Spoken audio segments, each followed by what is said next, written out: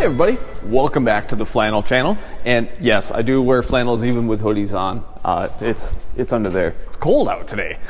Well, what's going on today in the shop is I have a budget-minded project for you because you're probably a lot like me, you like to save money where you can. Well, I'm doing underglow on my truck and I'm using some used stuff that we already had laying around, a little bit of new, some brackets, some wiring, and I'm going to show you how I'm going to put underglow underneath this truck because I think it's cool. It's not for everybody. Some guys don't dig it, but I do. And so follow along. Should be an interesting episode, and let's get to it.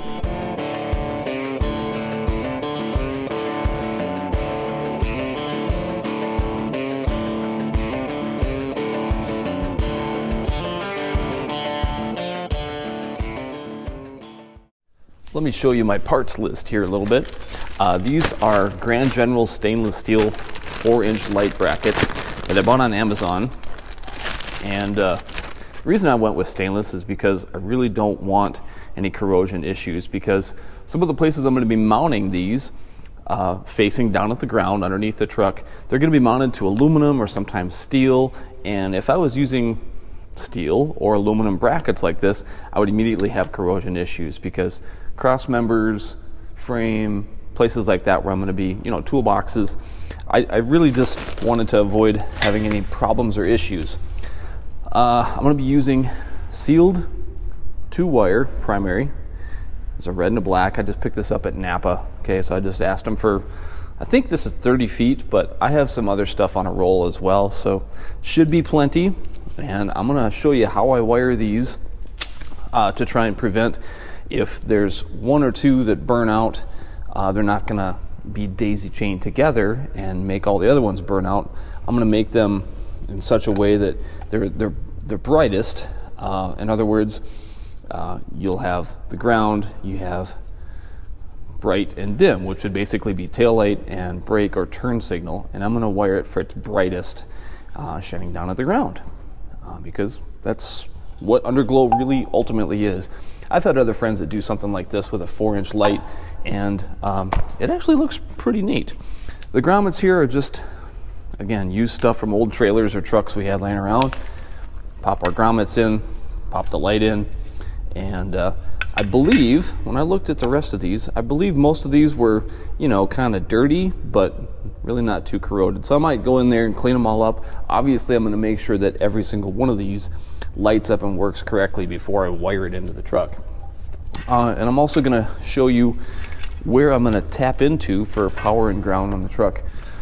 Now, my 2 bumper lights up front, they do shine amber front and rear.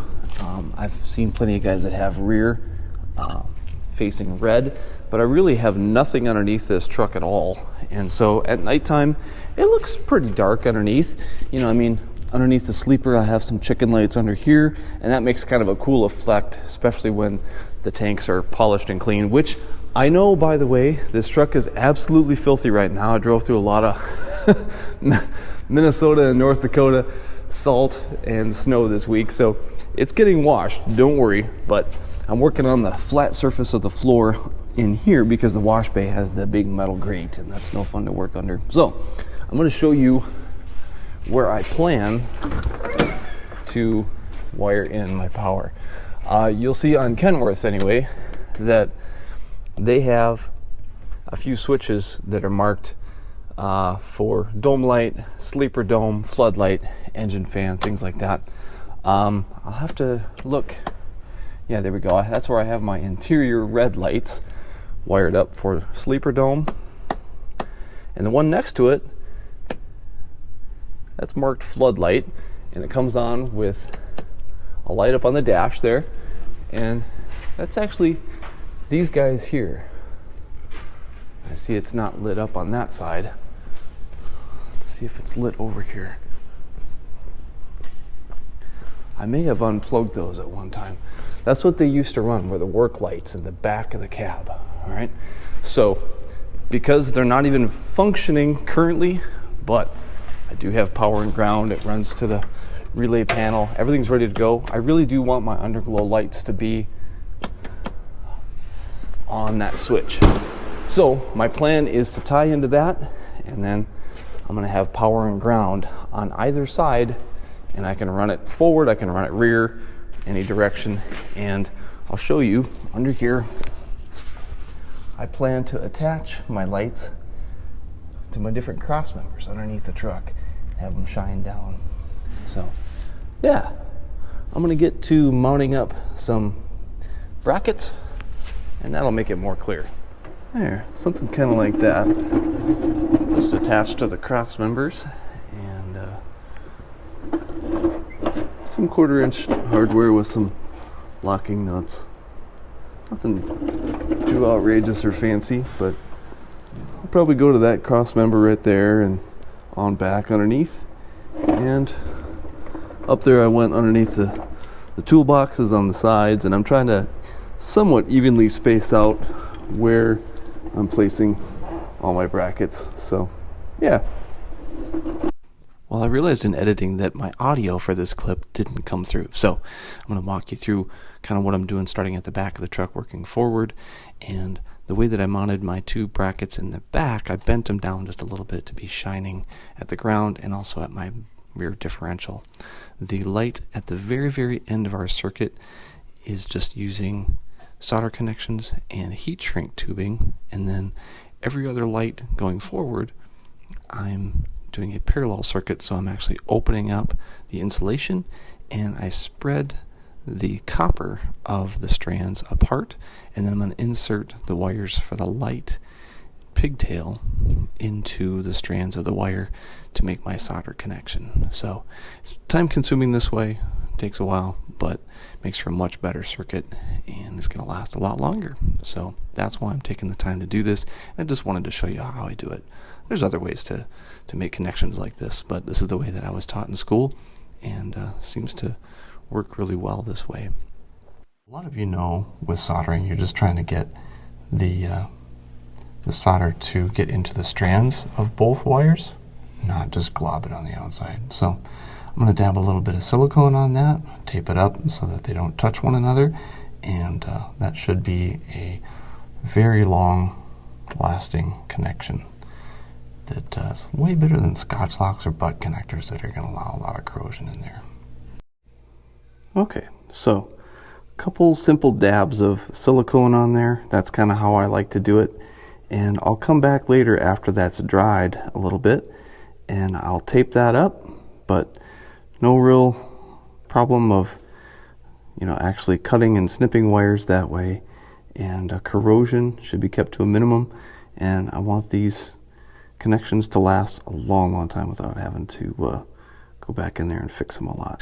Alright, so because this is the 3rd pair that I've connected up underneath the truck, I've been starting from the back, working my way forward, and I have my assistant up in the truck, and he's going to just connect it up temporarily for us. So go ahead there, bud. We'll make sure that these work. Yeah, alright. So you can see what that's going to turn out like. Awesome. Alright, man, thank you. Yep, perfect. Okay, move on to the next pair.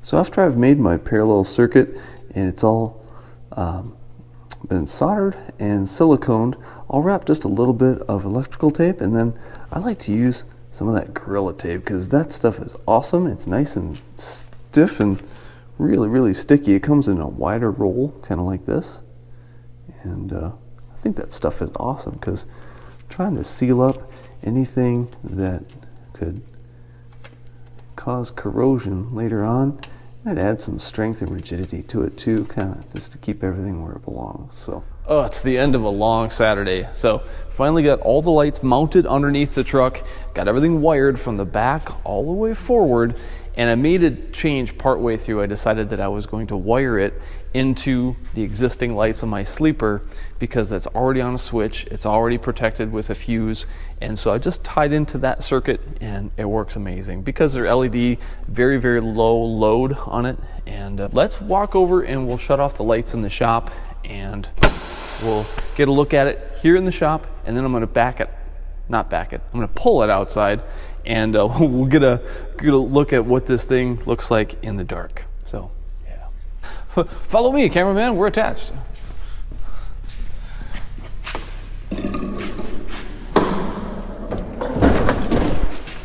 That's life. You fix a whole bunch of new lights and then one of your existing lights burns out. Darn! Okay. Here we go. Let's see what it looks like for the first time. Ooh, all right. Not bad. Not bad at all. And once I fix that bumper light that's, well, it's got a couple LEDs that are kind of glowing. Maybe if we tap it, it'll be okay. Hello? Hello? Nope. Dead. Mostly dead.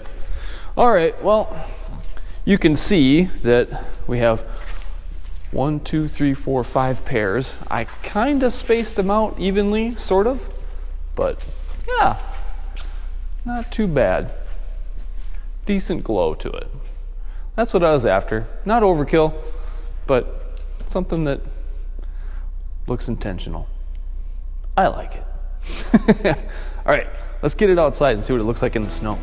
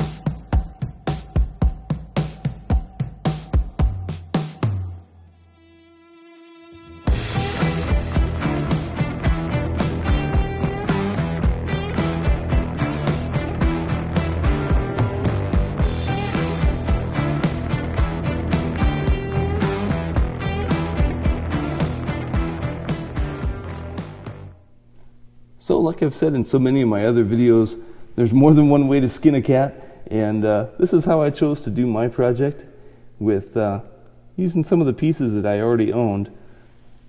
And yeah, maybe you choose to do it differently. That's okay.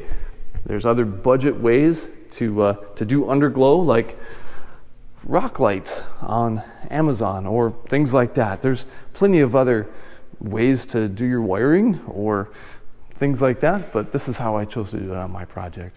Anyway, get out there, build some stuff to be proud of, and make your truck your own. You know, that's what I think is cool, is people doing their own thing and building what they think is cool, because that's the definition of what cool is. If you want to interact with me directly, you'll find me over at Instagram. It's @flannel_Phillip.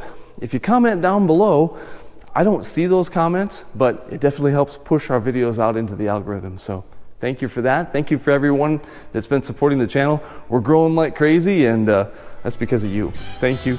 Peace and grease.